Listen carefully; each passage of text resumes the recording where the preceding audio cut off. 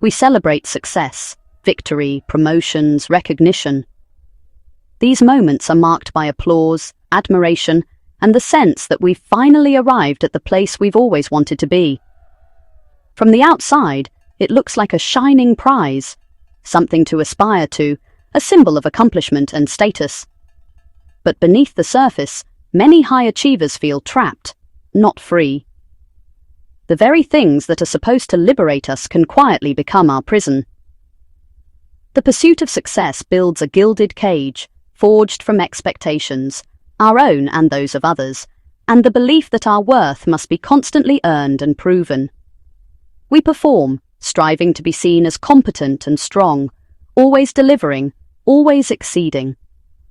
The pressure to maintain this image never truly fades, even in moments of rest. This performance becomes a shield, protecting us from vulnerability, but isolating us from real connection. We hide our doubts and fears, afraid they'll be seen as weakness. Every achievement only fuels anxiety about the next challenge. The bar keeps rising, and the fear of falling short grows with every step up. The relief of success is fleeting. The fear of being exposed as not enough lingers. Even after reaching a goal, the satisfaction quickly fades, replaced by new worries.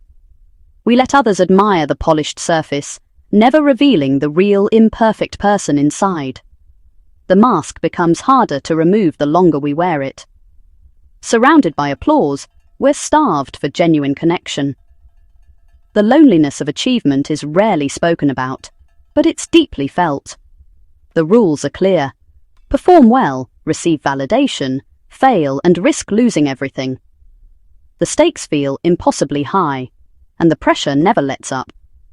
We lose sight of who we are without our achievements. Our sense of self becomes tied to what we do, not who we are. The performance becomes our identity, and the fear of dropping the act grows stronger with every success. The fear of letting it slip feels like a threat to our very existence. We cling to the bars, even as we long for freedom. The paradox, what we think will make us worthy, actually keeps us from feeling worthy at all. The door is open, but stepping out feels impossible. The cage is beautiful, but it's still a cage. True freedom comes not from achievement, but from daring to be seen as we really are. Our belief that worth is tied to performance starts early, often before we even realize it. In classrooms and playgrounds, we begin to notice which actions earn a smile, a nod, or a word of encouragement. As children, we learn that praise is earned. An A+ brings smiles, a C- brings disappointment. Approval feels conditional, and we quickly pick up on the rules of this invisible game. We become performers, hustling for approval, learning which acts win affection. Every gold star or round of applause becomes a small victory, a sign that we matter. Being average feels invisible. Only the exceptional are celebrated. The spotlight rarely shines on those who simply try their best. This sets up a lifelong chase to be more, better, different. We carry this lesson into adulthood, always striving to stand out. The message, deeply ingrained, is that I must be special to be loved. Ordinary feels like a failure, and so we keep reaching. It's not arrogance, it's a survival strategy, born from fear of being overlooked. We adapt, hoping to secure our place in the world. The joy of learning is replaced by anxiety about performing. Curiosity fades, replaced by the pressure to impress and achieve.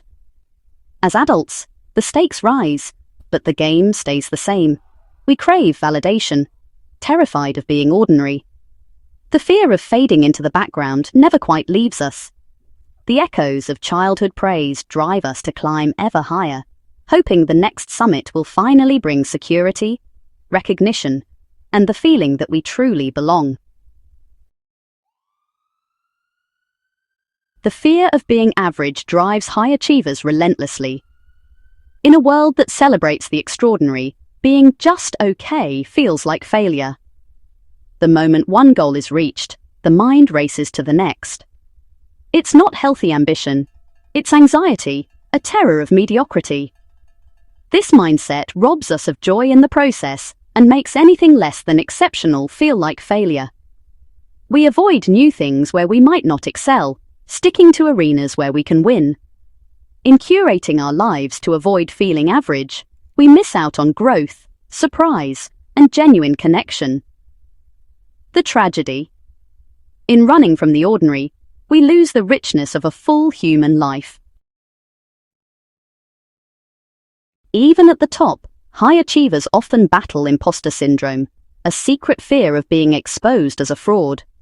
Despite evidence of success, they feel undeserving, attributing wins to luck and failures to personal flaws. Every new challenge is a high-stakes test, fueling anxiety and perfectionism. The relief of success is brief. The fear of being found out returns. This private battle is isolating. How can you admit doubt when your persona is built on competence? So, they suffer in silence, wearing the costume of success while feeling like a stranger inside. The real self waits, hidden, for inevitable exposure. For high achievers, life is a tightrope walk of constant vigilance. It's not just hard work, it's relentless mental and emotional labor to manage perceptions and avoid missteps. The nervous system is always on alert. Relaxation feels dangerous. Perfectionism takes over. Every detail must be flawless, not for excellence, but to avoid exposure. This stifles creativity and presence. The mind is always elsewhere, preparing for the next threat. The cost is invisible, but immense. The high achiever is rarely present, always fighting a private war. It's a profound loneliness, guarding a wall only they believe exists. High performers are often placed on pedestals, held up as examples of what others should strive to be, their achievements celebrated, and their strengths magnified. They are admired, but not truly seen for who they are beneath the surface. People notice the success, the accolades, the outward confidence, but rarely pause to see the real person behind it all, with their own struggles and vulnerabilities. The pedestal creates distance, making genuine connection difficult, as if there's an invisible wall separating you from everyone else. Admiration feels good in the moment, but it's a shallow substitute for real belonging and authentic relationships. The applause is for the performance, not the person, the mask you wear, not the face underneath. Because others see you as strong and self-sufficient, they rarely offer help, and you find it hard to ask, fearing it might shatter the image they hold of you. The result is a deep sense of isolation, even when you're surrounded by people, as if you're invisible in a crowd.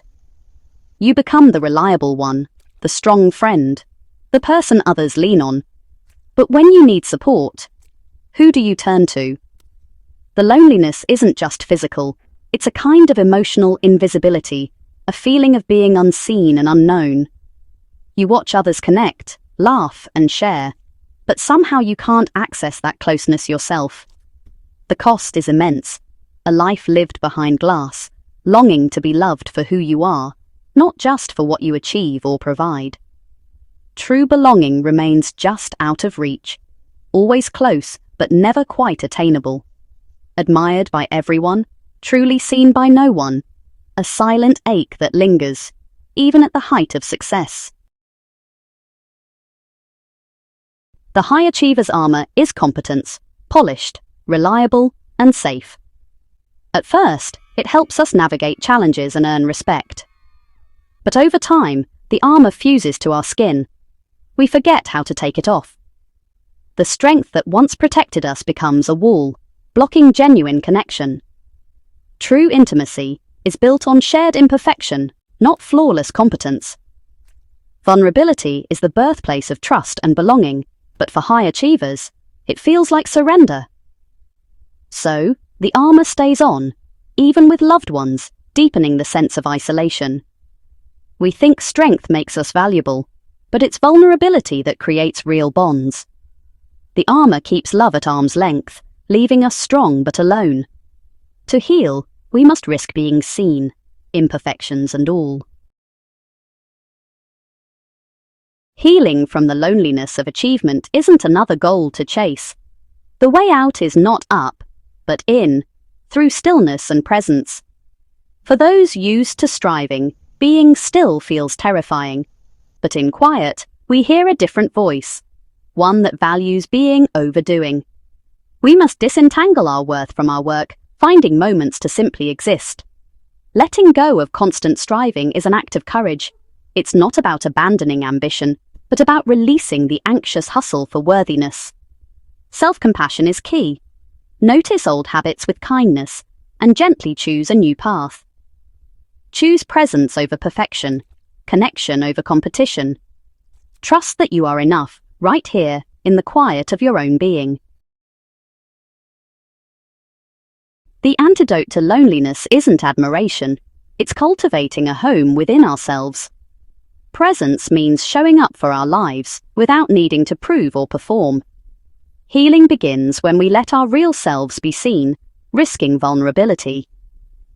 Each act of openness chips away at the armor, reminding us we are more than our achievements. True success is not about climbing higher, but about being fully human, messy, imperfect, and real. Celebrate effort, find joy in the process, and embrace the ordinary beauty of life. When we let go of striving for validation, we discover our value was always there. We are free to connect, create, and belong, not for what we do, but for who we are. Healing is coming home to ourselves,